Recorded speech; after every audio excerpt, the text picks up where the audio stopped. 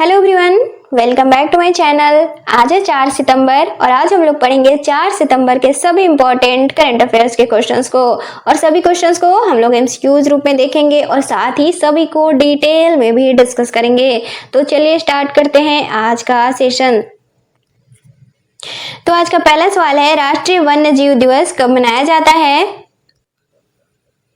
तो राष्ट्रीय वन्य जीव दिवस हर साल 4 सितंबर को मनाया जाता है। इसकी शुरुआत साल 2005 में कोलिन पेयर्स, जो कि वन्य जीव संरक्षण करता है, इनके द्वारा स्टीव इरविन की स्मृति में की गई थी। इस दिवस का मुख्य उद्देश्य है लोगों में वन्य जीवों की रक्षा और साथ ही जैव विविधता के महत्व को लेकर जागरूकता बढ़ाना। साल 2025 के लिए इस दिवस की थीम है खतरे में पड़े वन्य जीवों और उनके साथ सतत सह अस्तित्व की जरूरत पर ध्यान केंद्रित करना। और विश्व वन्य जीव दिवस हर साल 3 मार्च को मनाया जाता है। तो आंसर हो जाएगा ऑप्शन डी, 4 सितंबर। अगला सवाल है, हाल ही में भारतीय डाक विभाग द्वारा डिजिपिन को लागू करने के लिए किसके साथ साझेदारी की गई है? तो हाल ही में भारतीय डाक विभाग द्वारा डिजिपिन को लागू करने के उद्देश्य से मैप माई इंडिया के साथ साझेदारी की गई है। अब डिजिपिन तो डिजिटल पोस्टल इंडेक्स नंबर या डिजिटल जियो कोडेड ग्रिड आधारित पता प्रणाली है, जो कि 6 अंक वाले पिन कोड से अलग होता है और हर 4x4 मीटर क्षेत्र को यूनिक कोड यानी कि 10 अल्फा न्यूमेरिक कोड प्रदान करता है, जिससे किसी भी स्थान की सटीक पहचान संभव होती है। भारत सरकार और डाक विभाग द्वारा इसे IIT हैदराबाद, NRSC साथ ही इसरो के सहयोग से इसे विकसित किया गया है। तो आंसर हो जाएगा option A, map my India. अगला सवाल है, हाल ही में जारी वैश्विक शांति सूचकांक 2025 में पहले स्थान पर कौन सा देश है? तो वैश्विक शांति सूचकांक 2025 हाल ही में जारी किया गया है, जो कि साल 2019 में यह इसका 19वां संस्करण है। यह सूचकांक किसके द्वारा जारी किया जाता है? तो institute for economics and peace के द्वारा यानी कि IEP के द्वारा। और इस सूचकांक की शुरुआत साल 2007 में की गई थी। इसमें 163 देशों को शामिल किया गया है और इस सूचकांक में 3 आधार पर रैंकिंग की गई है देशों की, जो कि है सामाजिक सुरक्षा एवं सुरक्षा, दूसरा चल रहे संघर्ष और तीसरा है सैन्यीकरण स्तर। अब टॉप 5 देश कौन से हैं इस सूचकांक के अनुसार? तो पहले पे है आइसलैंड, यानी कि दुनिया का सबसे शांत देश है वर्तमान में आइसलैंड। इसका स्कोर है 1.095। दूसरे पर है आयरलैंड, इसका स्कोर है 1.260। तीसरे पर है न्यूजीलैंड, इसका स्कोर है 1.282। चौथे पर है ऑस्ट्रिया, इसका स्कोर है 1.294। पांचवे पर है स्विट्जरलैंड, इसका स्कोर है 1.294। और सिंगापुर एकमात्र ऐसा देश है जो कि एशिया का पहला देश है टॉप 10 में रहने वाला। इसके अलावा कोई भी एशियाई देश टॉप 10 में शामिल नहीं है। इसके अलावा टॉप 5 में भी ये टॉप 5 के 4 देश भी यूरोपीय महाद्वीप के हैं। इसके अलावा सिर्फ न्यूजीलैंड ओशिनिया महाद्वीप का इसमें शामिल है। अंतिम स्थान पे है इस सूचकांक में रसिया, जिसका स्कोर है 3.441। अब भारत इस सूचकांक में कहाँ है? तो भारत 115वें स्थान पर है और भारत का स्कोर है 2.229 और भारत साल 2024 में 116वें स्थान पर था इस सूचकांक में।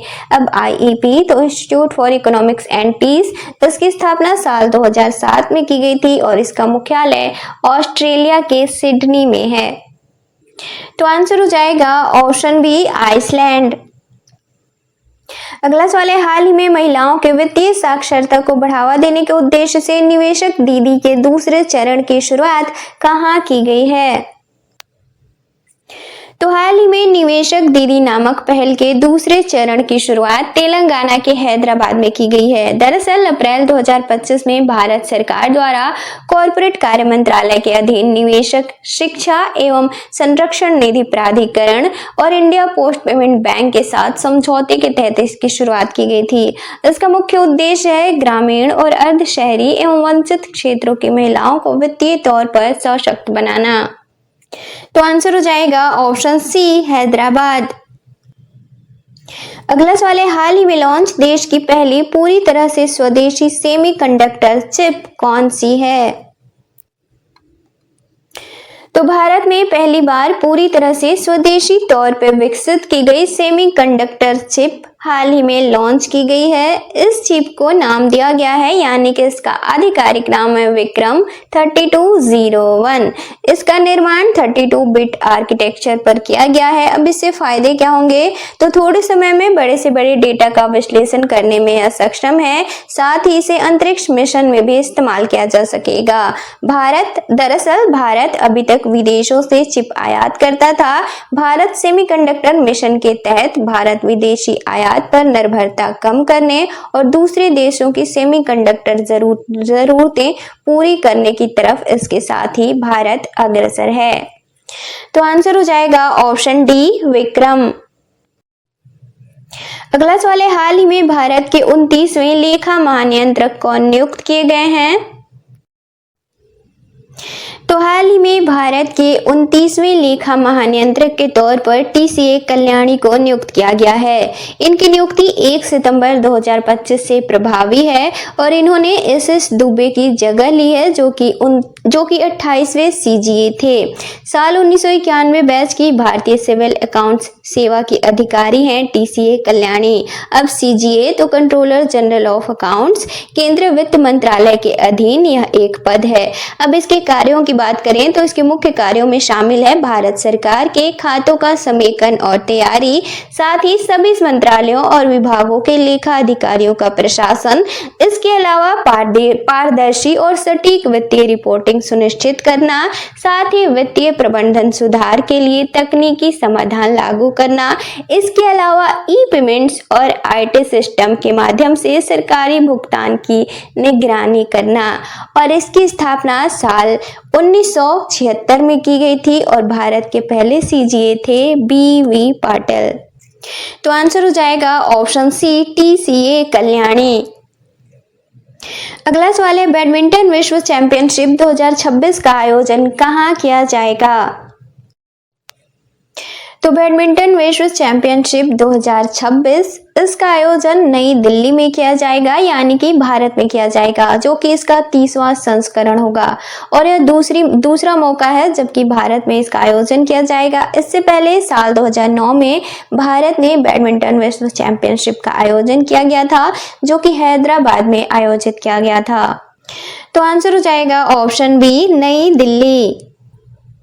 अगला सवाल है, राष्ट्रीय शैक्षिक अनुसंधान और प्रशिक्षण परिषद का 65वां स्थापना दिवस कब मनाया गया है?